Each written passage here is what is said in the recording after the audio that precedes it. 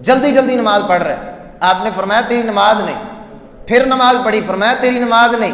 پھر نماز پڑھی, فرمایا تیری نماز نہیں. 3 بار نماز پڑھی اور پوچھنے لگا. آپ نے فرمایا کہ اطمینان کے ساتھ نماز پڑھا کر, سکون کے ساتھ نماز پڑھا کر.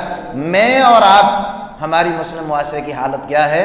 میں نے ایک جگہ نماز پڑھائی تو وہاں امام تھا میں, وہاں ایک آدمی میرے پاس آیا, کہنے لگا قاری صاحب آج آپ نے نماز لمبی کروائی. میں نے کہا کتنی لمبی نماز کروا دی؟ کہنے لگا آپ نے 30 سیکنڈ نماز بڑی پڑھائی ہے. ہماری حالت یہ ہے. فرمایا اطمینان کے ساتھ نماز پڑھا کر, سکون کے ساتھ نماز پڑھا کر. بغیر سکون کے پڑھی گئی نماز اللہ کے ہاں قبولیت کا درجہ حاصل نہیں کر سکتی.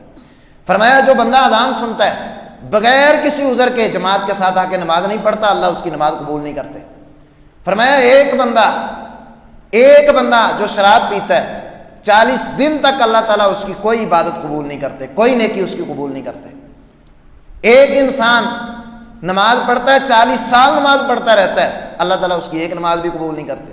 ایک بندہ 60 سال نماز پڑھتا ہے, اللہ اس کی کوئی نماز قبول نہیں کرتے.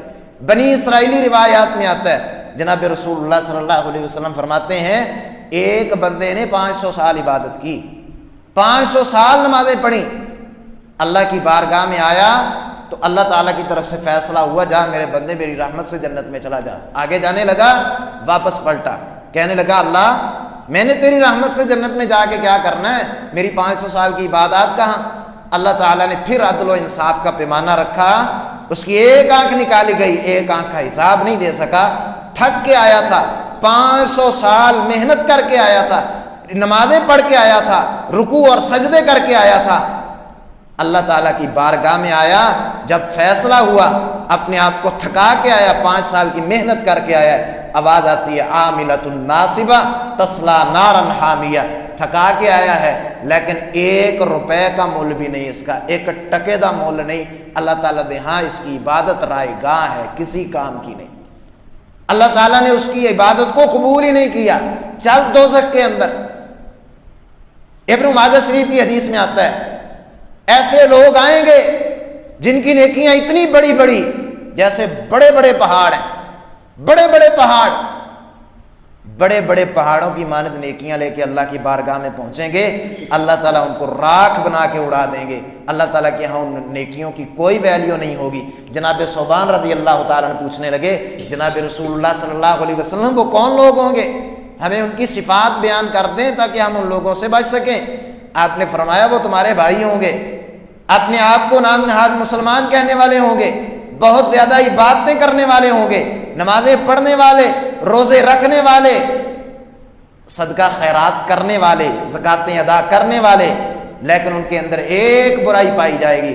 جب تنہائی میں جائیں گے بظاہر نظر آئیں گے بڑے صوفی صاحب ہیں, داڑھی دوڑی رکھی ہوئی ہے, اچھے کپڑے پہنے ہیں, رومال رکھا ہوا ہے, بڑے شریف انسان ہیں, پہلی صف کے نمازی ہیں, اذان پڑھتے ہیں, تکبیر پڑھتے ہیں, جماعت کرواتے ہیں, یہ وہ بڑے نیک نظر آئیں گے, بڑے ایماندار نظر آئیں گے.